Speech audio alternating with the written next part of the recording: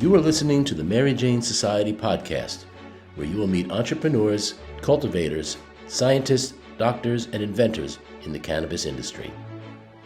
I'm your host, Pam Schmiel, marketer and publicist in the cannabis industry. Trends Cannabis Dispensary in Long Island City, New York, celebrated its grand opening this summer.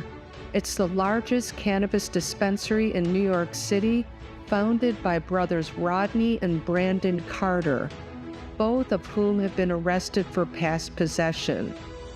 Their father, Rodney Carter, also received a conviction close to 30 years ago.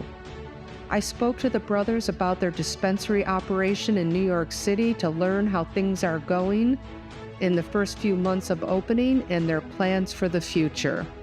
Let's welcome Rodney and Brandon.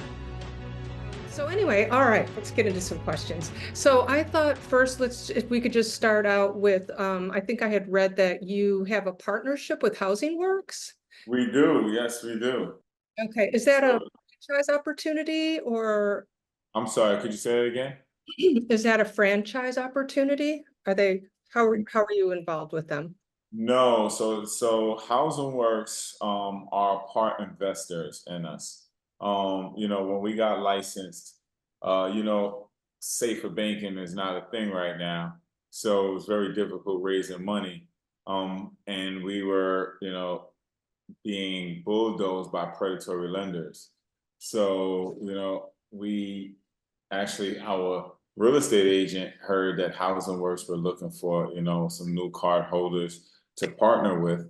And we, sought out that relationship. It turned out to be a great one, and our doors are open. Wow, no, that's actually really amazing. I'm sure a lot of people would love that opportunity, especially, I mean, are they also involved in any of your operations or in like franchise, giving you the blueprint on how to roll out? How involved are they? So they are they're partners in ownership, but as well they also are managers. So they are helping to manage overall high level consultation and stuff like that as we roll out the business. But it's not a franchise situation. We are our own entity. We are Trends standalone in partnership with Housing Works. Okay, so they're your investors basically. Correct. Yeah, we were one of the first licensees to sign on or partner with Housing Works. Whereas I believe we got the deal to where we can still be our own separate entity. I think they're moving more to franchising license. So any new licensees that sign on with them. I mean, either way, I think it's just a benefit because, and I've been kind of writing about this and banging this drum about this franchise kind of model that I really think that we need in the industry, because there's so many new entrepreneurs and it's so hard to start and run a business anyway, that this is so insanely difficult that I think it would really help a lot of people coming into the industry to have this kind of partnership. So I've been like waving that flag for a couple of years as the way to go. So I'm happy for you guys. I think that's really cool, and I'm glad that they're moving forward and they have a good ethos behind them. So it's really all really great. So. Anyway, I think we'll see a lot more. I think we'll see a lot more franchisees and stuff like that in the coming future for sure. Yeah. A lot of the earlier players are reaching out to help out people who may be struggling to get open and things like that. And being that some of those earlier players have that brand awareness already, to piggyback on that. Yeah. Exactly what we're looking to do as well, franchise. Like our license allows us to open up 3 locations in New York State, but we want to open up more than that in New York State in addition to other states. So we're looking to go big. Oh, that's fantastic. Well, you're off to a good start since you don't have to figure it out, right? You already have somebody who is giving you the blueprint. So those are big dreams and you don't want to mess around trying to figure it out. So that's really fantastic. So okay, so let's talk about trends then. So for people who not from the city, can you describe the neighborhood, Long Island City, that Trends is in? You know, the customers, the people who live there, where it is, you know, just a little overview of Long Island City. I like to say Long Island City is becoming the center of the New York universe. Mhm. And I say that because we're the only place in Queens that is similar to Manhattan. We're the first, stop off the train from Manhattan. We have all of Midtown right over the bridge. We have Greenpoint, Williamsburg over the Pulaski Bridge, and then we have all of Queens behind us. So we are in a very central location in New York City. And I think we have a huge opportunity because this is one of the last, I think, probably a few more locations, but last developed developing areas. The amount of development that took place over the last 5, 10 years has been insane, and still going right now. There's at least 10 additional buildings that's being worked on and going up as we speak. Yeah, I don't get over there that often, but I do know it has been, you know, in development for quite a few years now. They're really trying to get it up and running, and it seems like they've built so many high-rise apartments over there, and you know, a lot of, you know, young professionals kind of right there building out, and I think the whole waterfront, like you said, you know, down to the Domino Park is really starting to develop. So Yeah, it, when we first moved over by the waterfront, there was probably like 4 or 5 buildings. And now as you see, the whole waterfront, has a new building on it, and that's all been within the past 10 years or so. yeah. They really built out the whole waterfront, that park, Gantry State Park and everything, Hunters Point, South Park. So it's real beautiful now. All, as you said, populated with a bunch of young professionals, new families, this is Yeah. their first child. And also, I'm not sure if you're with Long Island City is like home to pet lovers. Like everybody has a dog in this area. Like Oh, it's really? a They say huge dog it's population. more dogs than kids. Really? Oh my Yeah, God. Maybe I think maybe it's like the young people, you know, moving in together, get the dog, you know, have a kid. yeah, It all kind of goes together. it does. So maybe you got to play on that. Oh, well, dog treats. You got to have some CBD dog treats in your store, I guess. So We certainly do. okay. Yeah, we certainly do. Okay. We actually had a dog. We had two doggy events: a doggy mixer and a doggy Olympics. That we had as well for our grand opening. So I guess talking about products, what products are trending in your store? What do people particularly like? You know, what smokables, vapes, edibles, and some of the brands, if you wouldn't mind throwing out there what people find popular. Yeah, for us, we are finding that pre-rolls, vapes, and edibles are our top sellers in this area, in this location. For me, what I find is dank. Well, there's a few top sellers, but we have dank, we have toast, we have flamer, Dr. Midtown. So we have a lot of good brands and a lot of variety. One of the things that we do want to focus on is increasing our variety of products, just so we can, one, be able to enhance the customer experience, but also just separate ourselves from a lot of the other dispensaries that's selling pretty much the same stuff. So that's one of our key things. What's the closest dispensary to you? NYC Bud. Oh, that's right. Oh, and they're the ones that the train, Subway. Yeah. the subway one. Oh, they're in Long Island City also? Yeah. Yeah. Yeah. Okay. I mean, that's one of the hard things is how do you compete, stand out from another dispensary when everybody can only sell the same product? I mean, they're right.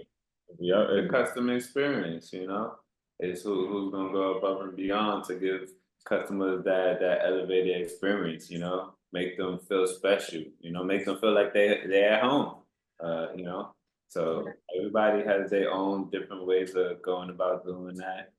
NYC Bud, they have the marketing thing with the subway station and everything. Pretty cool stuff.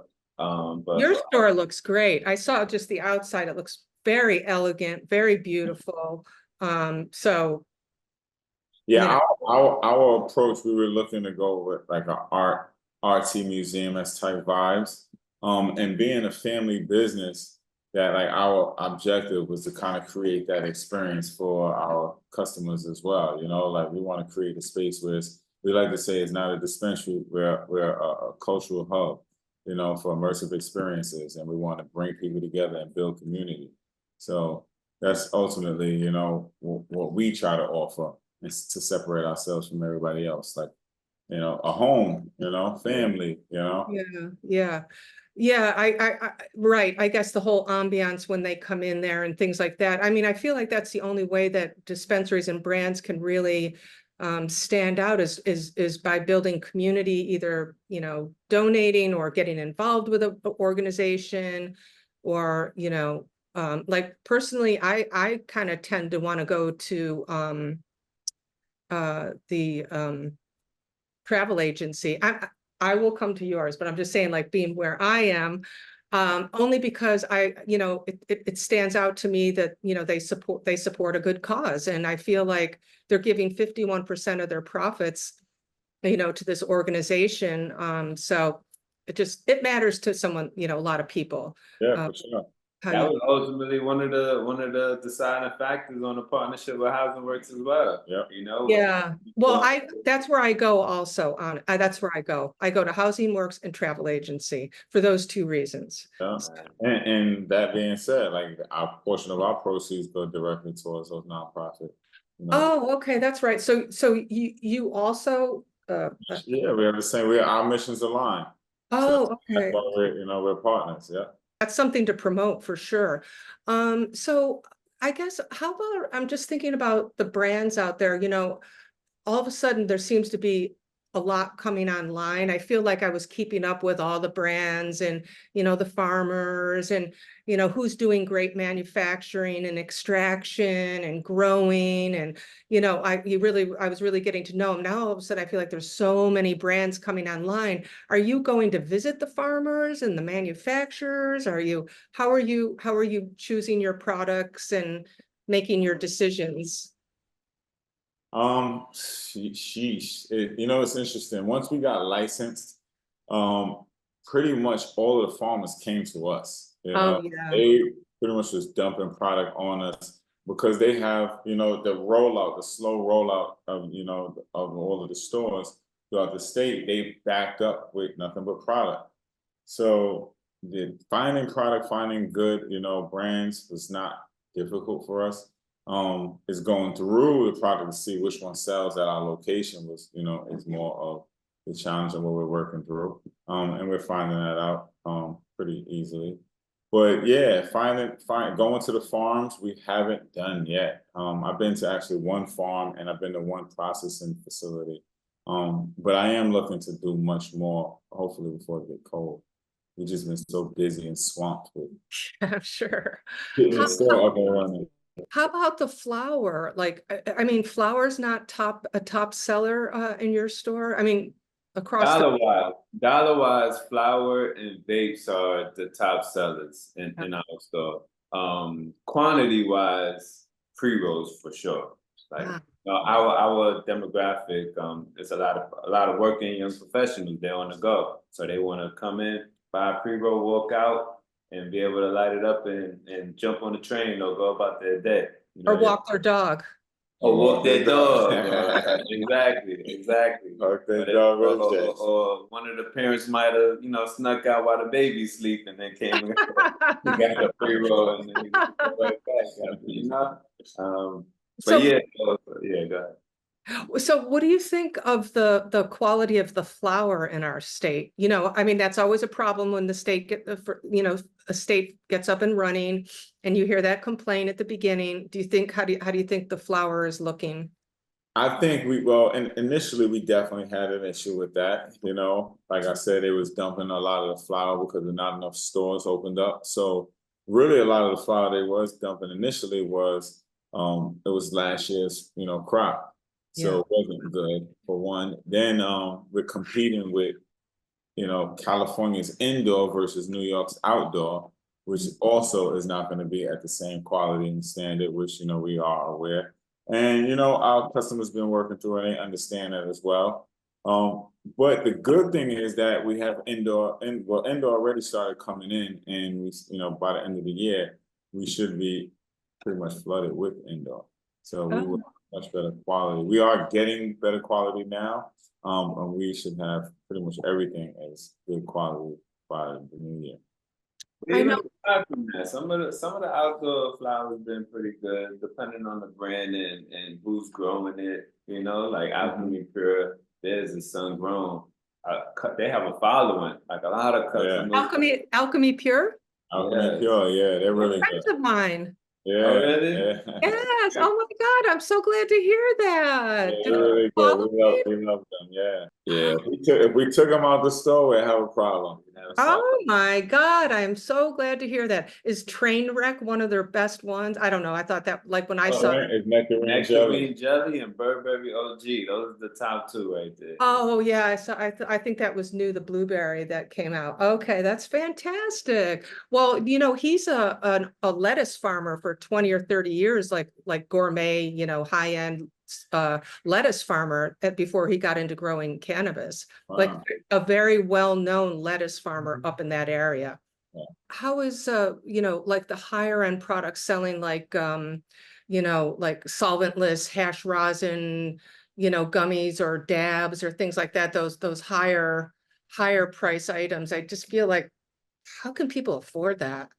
To be, because people who dab and do things like that, I feel like use a lot more than someone else would care more.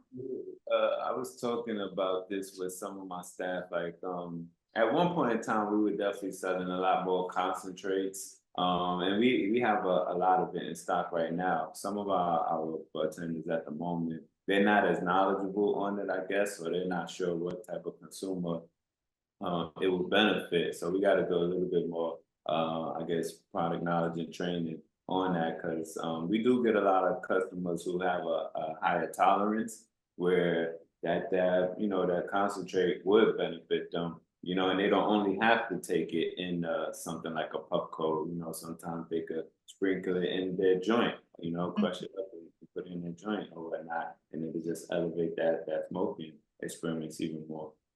Another area that I know is an area for opportunity. We just got a new device, a portable dab, called a Dab One Go, and we're the only ones in New York City with it. Oh.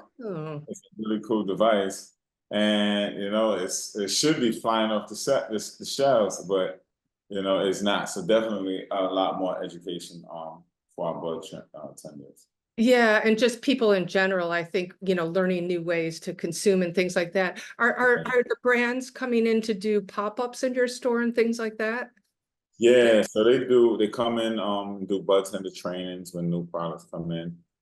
Monthly we do an event called Meet the Brand. So every new brand that we bring into the store, at the end of the month, last day of the month, we'll have either 4 to 8 brands come in and just engage with the community, engage with the bartenders.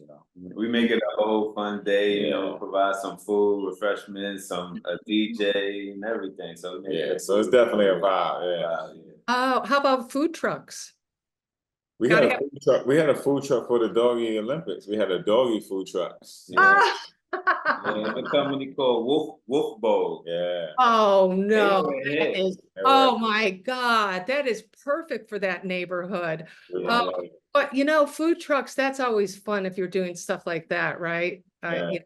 That's really cool. So are there any like new trending products coming out? I saw that you guys sell moon rocks, which I don't really know. I haven't like felt, touched, or tried myself, but you know, I just feel like, you know, when all the like infused pre-rolls were trending, really coming out, I feel like all of a sudden I'm seeing moon rocks. Is there, do you see any innovation going on in the, maybe you haven't really met all the brands to see this kind of stuff, but Yeah, that's one of the things I think New York City is lacking, the innovation. There's a lot of innovation that's in California, Colorado, but we can't bring a lot of that stuff over here, which limits us. And that's exactly what like I'm looking for. I'm looking for innovative, products.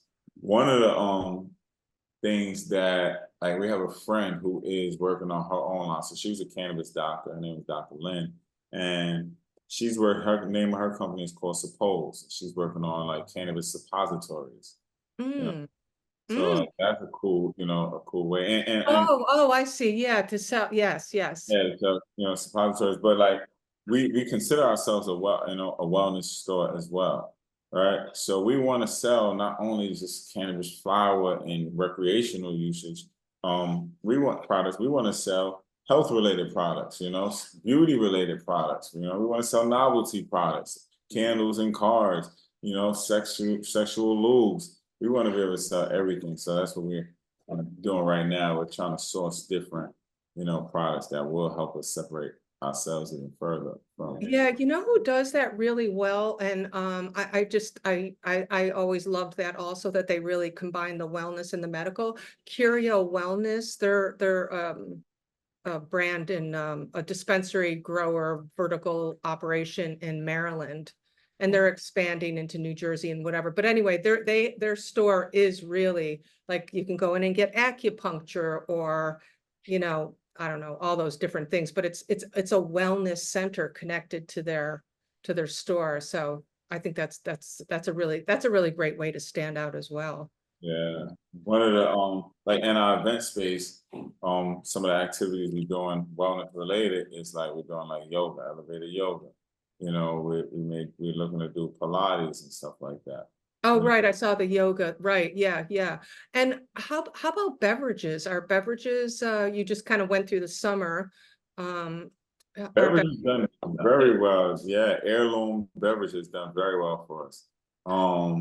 Those are hits. And we even had ices, which were pretty cool.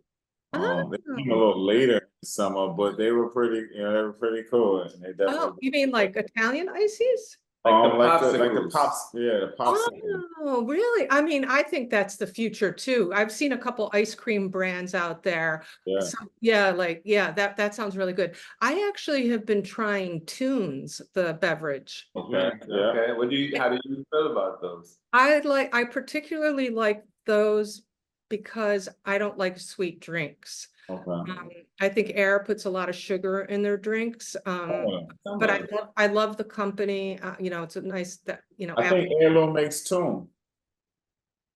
Oh, do they manufacture it? I Oh, think they do. oh, okay. Well, I really like it because it's just a seltzer and it just Yeah. has it's really just a seltzer, clean taste. So no sugar, Yeah. really. Yeah, so because I just don't drink soda, but having a drink, I love Yeah. 6 o'clock, maybe you want to just do, a drink. So Yeah. I've been actually going to buy the 4-packs of the Tunes. Okay. Well, I'll tell you this. So one dispensary sells the 4-pack only of Tunes. And then I did go to another dispensary and they only sell the single cans, but I love picking up a 4-pack. We sell singles and 4-packs. But we have customers that come in and buy cases. My wife buys cases. Oh, how about a consumption lounge, like for your event space? Are you thinking of maybe going down that road? Yeah, we are. We certainly are, because our license is a consumption license. However, the regs aren't fully released yet. So that's what we're waiting for. But and how do you envision that? Because it's really hard if you can't sell food. Are people going to really hang out there? I just don't know how this is going to work. We're not gonna turn our space into a regular consumption lounge.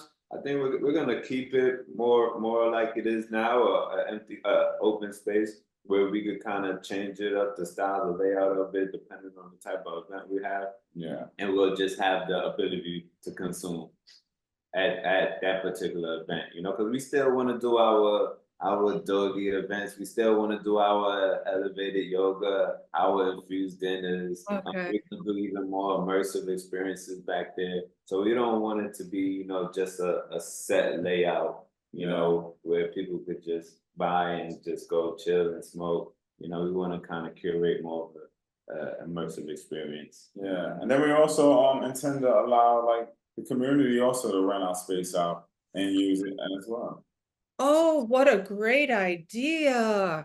Yeah, Oh my gosh, bring the people there and then they'll stop in your store. exactly. Oh, I bet there's some really cool things you could do. Yeah. Yeah. That's really great. And then how about what can you say about, you know, security is a big issue for dispensaries? I don't know. Do you just have an iron tight security system, or has that been a challenge for you? Do you worry about it? No, we don't worry about it at all. Our security system is tight, super tight. Like I said, we took the blueprint from Housing Works, so you know, they gave us, you know, everything we needed to do to set it up right. You got security cameras, you got security staff, you know, so Alarm system, we got everything, the whole thing. Okay, so that's not, yeah, because you just hear in the news all the time, you know, just crazy stuff like that. So if Yeah. you could just say, like, as far as the supply chain of the farmers and everything that you're getting, and, you know, are they giving enough licenses to brands, to dispensaries, to, you know, farmers? Do you see yet in your supply chain any challenges or issues that you think that the state should fix, or is everything running smoothly now? Do you think there's a good balance of all? I'm not sure if it's the state or more on the farmers or whatnot, but I know at a certain period in the summer, I think most of the farmers ran out of like sativa flower or something like that. So I'm not sure exactly who could fix that particular thing, but you know, if you get customers, you know, accustomed to a great product like that, and all of a sudden you all out of it, then that's gonna produce some challenges for sure. Right, because I thought the farmers had oversupply, but Yeah, they did have oversupply, and usually, so when how the flower grows, sativa doesn't grow as abundant as hybrids and indica. oh, So you get much more of those other strains than you do the sativa strain. And that's what I think is what happened. You know, they just didn't have enough of that strain. And it sold out quickly, and it wasn't able to, you know, harvest another crop in time. okay. So if you had to say, like, what is your biggest challenges, like, as new, you know, dispensary owners in the cannabis industry, like, what, maybe not even what surprised you, but what are your biggest challenges that you're facing today opening? Interesting. The biggest? I don't know, because we have had so many challenges. Every day you're putting out fires. Every day we putting out fires every day, and it's crazy. Is it 'Cause staffing? Is it just getting people through your door, trying to make those numbers? Tech problems? I mean, it's all a learning curve. Like our journey has been crazy from the moment we got the license to the moment we open our doors, and even from the moment we open our doors to this point, a whole another set of challenges. Okay, Staffing is definitely a big part of it for sure. Just this is a startup, so just creating the foundation and putting the right systems in place, and you know, the procedures and everything that all, you know, takes time as well. That's a, you know, a bit of a challenge as well, because you know, sometimes you could be slow and the next minute you gotta line out the door of customers, so you know, you gotta be able to handle all of that. But even before we got our doors open, we had to deal with stuff like you know, protesters, people, you know, some people in the community protesting us. oh, We got building issues to where the landlords of our space is cool with the use, but then we're in a condo building and the condo board is against us, so they preventing us from accessing certain parts of the building, delaying our construction. we're open now. Another issue we're dealing with is people keep stealing our signage and stuff like that. You know, it's like we're trying to promote to let people know we're here, and people are stealing our signage. So it's like, oh, well, you know, 'Cause they don't want you there. Every step of the way, even Oh having my God, that is crazy. Okay, so no doubt, I'm sure, yeah, you're having this experience every day. So as we're just kind of wrapping it up, what are your plans, your big plans? You know, you said that you want to expand even into other states. So you don't want to like get it up and running and then sell the 3 stores. You really want to expand and kind of make it a business and stay and grow it. Like where else would you open your other 2 stores, for instance, in the state? We're looking at Manhattan and possibly either between Brooklyn or Long Island. Mm. Those are 2 other locations that we would like to open up. Mm. We also have additional licenses in the queue, which could potentially open it up 2 additional stores for us. And then we're also looking into the New Jersey market, Ohio market to start. Then we would like to gear up for Atlanta and Florida as well, before we make our way over there. But we see ourselves, like I said, much more than just a cannabis brand. We're a lifestyle brand. So we have a fashion component to us. We have a, you know, yeah, we have a No, I like it. yeah, but you know, we have Very classy. thank you. We have the events, you know, the events components to it, you know. We're in the process of starting our own podcast as well. So we add an media component to it. Yeah, and then I also run a fitness studio in Harlem, which is why, you know, this is an extension of health and wellness for us. So all in one, you know, we looking to, you know, build this huge, massive brand, a global brand. But ideally, yeah, at some point we would want to sell, you know, we're just looking for the right number. So Right. But right now you're kind of forming it and figuring it out. right now we're forming it, we're putting it together. For me, this is, you know, my father says it's been a dream for him. It's been a dream for me as well. Because for the last, I would say, decade or so, I've been trying to get my siblings to like start businesses and for us to all build businesses together. And now this is like, it's come to fruition. It's finally come to fruition. We have an opportunity to really build this business as a family. So, you know, like the majority owners is myself, my brother, my dad, and our uncle. But we also have, you know, my wife is involved in the company as creative director. My sisters are involved in the company. My cousins are involved in the company. Oh, that's great. Definitely a family business through and through. And that is also one of the hardest things to navigate because everybody say, don't do a family business, don't work together. But I insist on us working together and us figuring it out and us building together, building some type of legacy and some type of generational wealth for, you know, our little ones to come. Yeah, I mean, you know, but I think there's something to be said to have family too, because the family is going to give 180%, you know, more. Yeah. Everybody's, you know, fighting for the family. So I think there's a lot to be said about family business. Look at some of these big like businesses, they're all family. I don't know. Most of them are. Most of them are. And, you know, they have all the siblings in there and, you know, so it's just, I think it's a great idea. So, all right, very cool. I think you guys are, wow, it was really nice to meet you. I think your brand is so great and you're in a great location. It is fun. It's hard, but it's a lot of fun.